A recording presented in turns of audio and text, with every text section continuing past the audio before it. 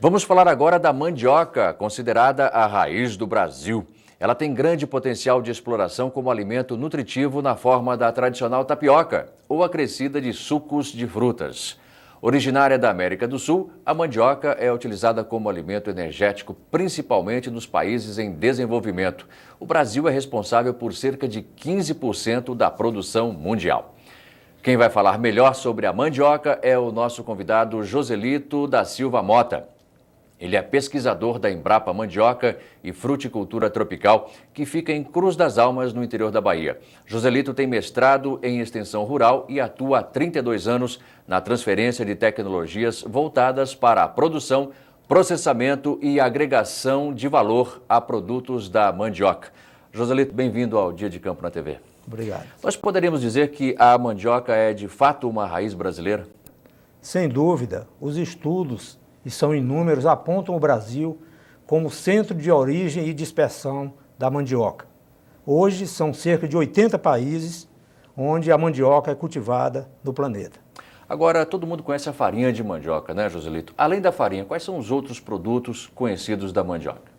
Bem, a farinha é o mais importante dos produtos e foi a base alimentar desde os primórdios do descobrimento.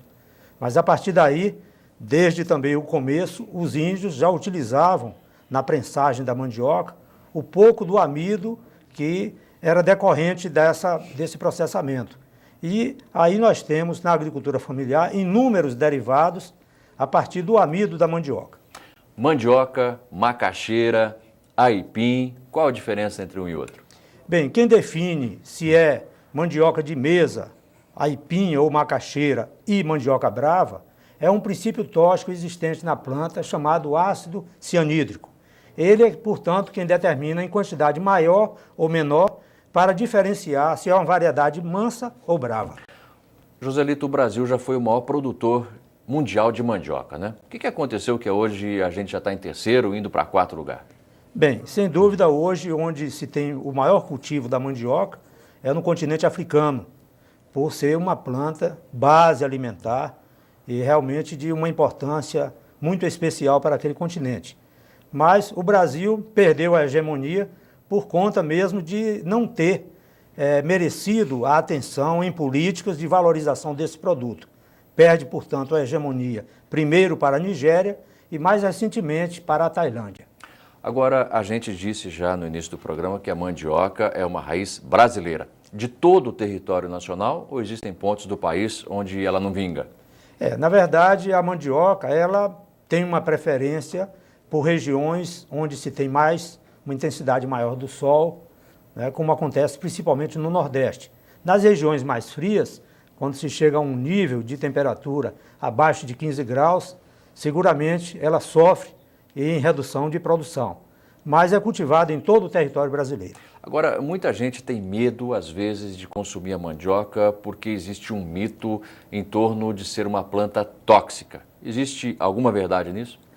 Nós temos as variedades chamadas mansas e bravas, cuja definição é esse teor de ácido cianídrico.